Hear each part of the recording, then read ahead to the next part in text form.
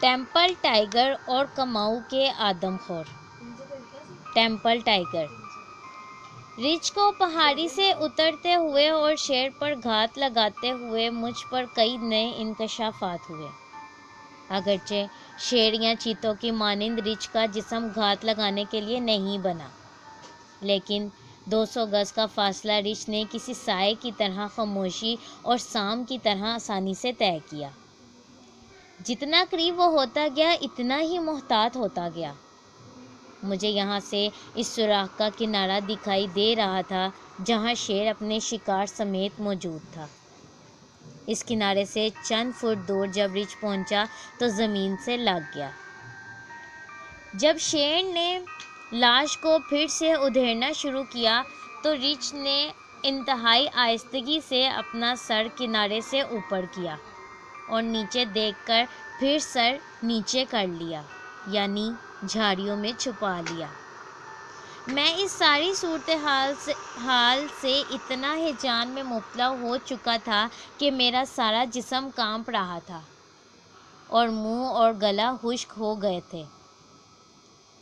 2 بار میں نے ہمالیائی رچھوں کو شیر کا اور اس کے شکار کردہ جانوروں کو کھاتے دیکھا ہے۔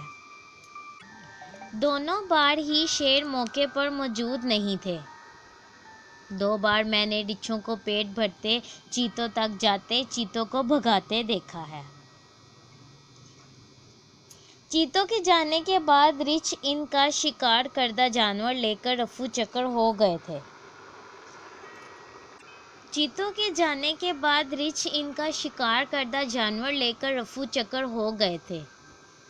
تاہم اس بار ایک بڑا نر شیر موقع پر موجود تھا اور شیر کو چیتوں کی طرح ڈرا کر بھگایا نہیں جا سکتا تھا۔ تاہم میرے ذہن کے کسی گوشے میں یہ خیال موجود تھا کہ یہ رچھ اتنا احمق نہیں ہو سکتا کہ جنگل کے بادشاہ کو اس کے شکار کردہ جانور سے ہٹانے کی کوشش کرے۔ تاہم رچھ بظاہر یہی کام کرنے والا تھا۔ جو ہی شیر نے ایک بڑی ہڈی کو توڑا، رچھ نے حملہ کر دیا۔ رچھ اس موقع کا انتظار کر رہا تھا یا کیا، یہ نہیں معلوم، لیکن جو ہی شیر نے ہڈی توڑی، رچھ نے اپنا جسم اکٹھا کیا اور خوفناک چیخ مار کر گڑھے میں کود گیا۔ میرا خیال ہے کہ چیخ کا مقصد شیر کو ڈرانا تھا۔ تاہم ڈرنے کی بجائے شیر الٹا آگ بگولا ہو گیا، کیونکہ رچھ کی چیخ کے فوراً بعد شیر کی دھاڑ سنائی دی۔ جنگل میں اس طرح کی لڑائیاں انتہائی کم ہوتی ہیں، اور میرے مشاہدے میں یہ دوسرا واقعہ تھا جب 2 مختلف انواع کے جانور ایک دوسرے سے محض لڑائی کی نیت سے لڑ رہے تھے، نہ کہ شکار کے لیے۔ جیسا کہ میں نے پہلے بتایا، مجھے یہ لڑائی دکھائی نہیں دے رہی تھی، لیکن میں نے اس کو پوری طرح سنا۔ چھوٹی سی اور تنگ جگہ سے یہ آوازیں مزید ہولناک سنائی دے رہی تھیں۔ مجھے انتہائی خوشی ہوئی کہ اس لڑائی میں 2 فریق ایک دوسرے سے لڑ رہے ہیں، نہ کہ سافریقی، جس میں بھی ایک فریق ہوتا۔ اس طرح کے ہیجان خیز لمحات میں وقت تھم سا جاتا ہے۔ شاید یہ لڑائی 3 منٹ تک جاری رہی یا پھر زیادہ وقت کے لیے، میں یقین سے نہیں کہہ سکتی۔ جب شیر نے محسوس کیا کہ اس نے رچھ کو اچھا خاصا سبق دے دیا ہے تو وہ لڑائی چھوڑ کر پوری رفتار سے بھاگتا ہوا میرے سامنے کھلے خطے سے گزرا، اور رچھ ابھی بھی چیختا چلاتا اس کے پیچھے تھا۔ ابھی میں شیر کے بائیں شانے پر نشانہ لے رہا تھا کہ اچانک شیر بائیں جانب مڑا اور 20 فٹ چوڑی کھائی ایک ہی چھلانگ میں عبور کر کے سیدھا میرے قدموں میں پہنچا۔ ابھی شیر فضا میں ہی تھا کہ میں نے اس پر گولی چلائی، اور میرا خیال ہے کہ یہ گولی اس کی گردن میں لگی۔ گولی چلتے ہی شیر گڑایا اور میرے پیچھے پہاڑی بانس کے جھنڈ کے غائب ہو گیا۔ چند سیکنڈ بعد شیر کی حرکت اور آوازیں رک گئیں۔ میں نے سوچا کہ گولی اس کے دل میں لگی ہے اور شیر اب مر چکا ہے۔ .500 بور کی رائفل جب چلتی ہے تو اچھی خاصی آواز پیدا کرتی ہے، تاہم اس تنگ وادی میں اس کی آواز توپ سے مشابہ تھی۔ اس سے رچ پر کوئی فرق نہ پڑا۔ شیر کے برعکس رچ سیدھا میری طرف بھاگتا ہوا آ رہا تھا۔ مجھے اس بہادر رچ پر گولی چلانے کا کوئی شوق نہیں تھا، کیونکہ اس رچ نے شیر جیسے جانور کو اس کے شکار کردہ جانور سے بھگا دیا تھا، لیکن اب غصے سے پاگل رچ کو اپنے مزید قریب آنے کا موقع دینا حماقت ہوتی۔ ابھی وہ مجھ سے چند ہی فٹ دور ہوگا کہ میں نے بائیں نالی کی گولی اس کی پیشانی میں اتار دی۔ آہستگی سے رچ زمین پر پھسلتے ہوئے دوسرے کنارے سے جا لگا۔ ابھی لمحہ بھر قبل ہی پورا جنگل اس لڑائی اور میری بھاری رائفل کی آواز سے گونج رہا تھا، اور اب اچانک ہی خاموشی چھا گئی۔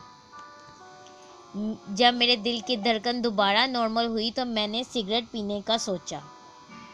خالی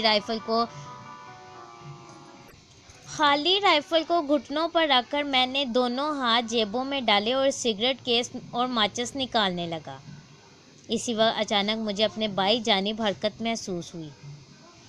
سر موڑا تو دیکھا کہ شیر عام رفتار سے چلتا ہوا رچ کی طرف جا رہا تھا۔ مجھے پتا ہے کہ اوپر بیان کردہ واقعات کی روشنی میں میرے شکاری دوست مجھے لاپرواہ کہیں گے، لیکن میری نظر میں لاپرواہی کا الزام میرے لیے درست نہیں، کیونکہ جب میں نے شیر پر اس کی کمر پر گولی چلائی تو میرا خیال تھا کہ یہ گولی شیر کے دل میں ترازو ہو گئی ہے۔ اس کا ثبوت شیر کی گڑاہٹ، اس کے بھاگنے اور پھر اچانک اس کی آوازوں کا تھم جانا ہے۔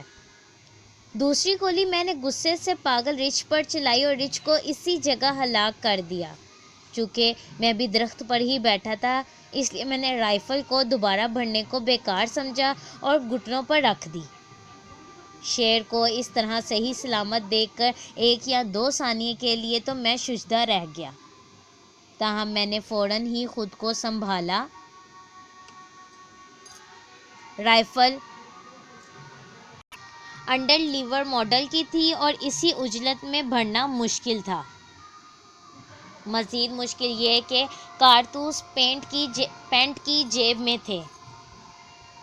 کھڑی حالت میں تو اس کارتوس کو نکالنا بہت آسان ہوتا ہے، لیکن پتلی سی شاخ پر بیٹھے ہونے کی صورت میں یہ کام انتہائی مشکل تھا۔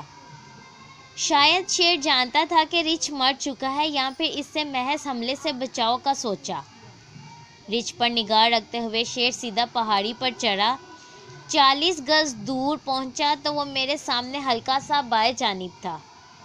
جب وہ ایک بڑی پتھریلی چٹان کے پاس سے گزر رہا تھا تو میں نے ایک نال بھر لی تھی اور رائفل سیدھا کرتے ہوئے میں نے گولی چلائی۔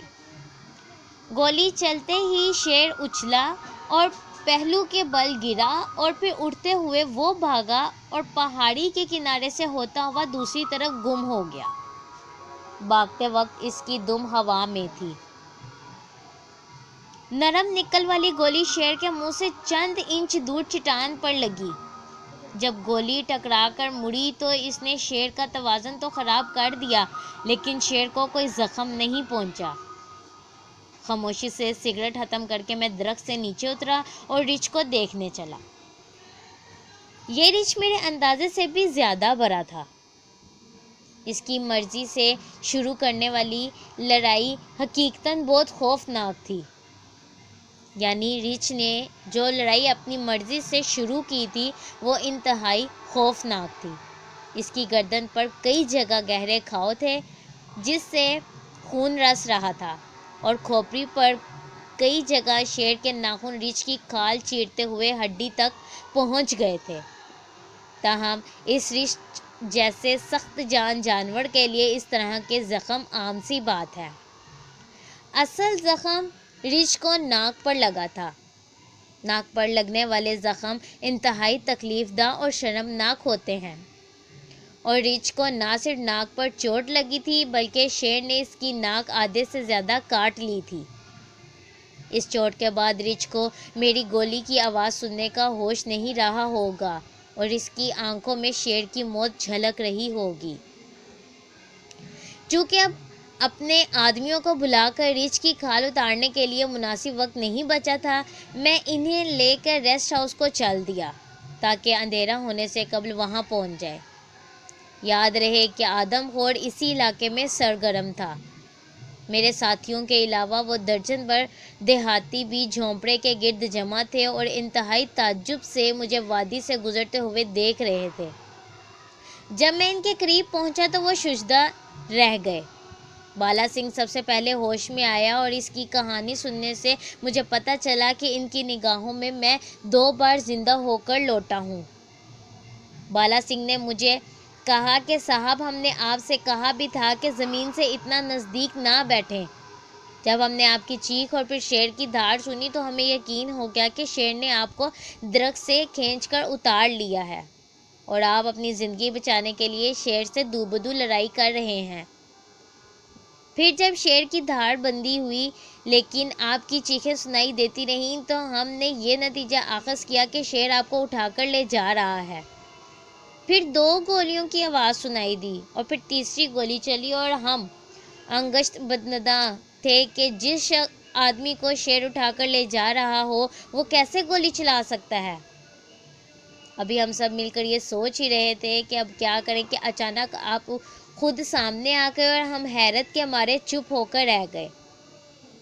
جب شیر کے انتظار میں شکاری بیٹھا ہو تو اس کے ساتھی انتہائی توجہ سے ہر آواز سننے کی کوشش کرتے ہیں اور رچ کی آواز ویسے بھی انسانی آواز سے کافی مشابہ ہوتی ہے اور کچھ فاصلے سے تو ان میں فرق کرنا تقریباً ناممکن ہو جاتا ہے۔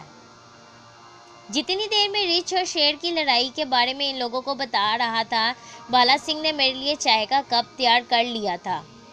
رچ کی چربی کو گٹھیا کے مرض کے مجرب مانا جاتا ہے اور یہ سارے لوگ یہ جان کر انتہائی خوش ہو گئے کہ ساری چربی ان لوگوں اور ان کے دوستوں میں تقسیم کی جائے گی۔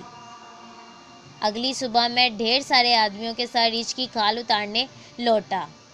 یہ لوگ نہ صرف چربی وصول کرنے آئے تھے بلکہ وہ اس جانور کو دیکھنا چاہتے تھے جس نے شیر سے لڑائی لڑی تھی۔ میں نے کبھی رچ کا وزن یا پیمائش نہیں کی، تاہم میں نے بہت سے رچ دیکھے ہیں۔ اس رچ جتنا بھاری اور بڑا ہمالیائی رچ میں نے کبھی نہیں دیکھا۔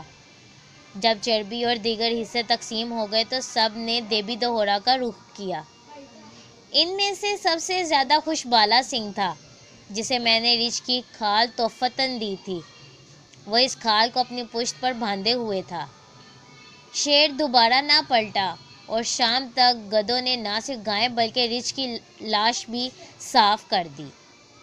گدھوں نے، آئی ریپیٹ، شیر دوبارہ نہ پلٹا اور شام تک گدھوں نے نہ صرف گائے بلکہ رچ کی لاش بھی صاف کر دی۔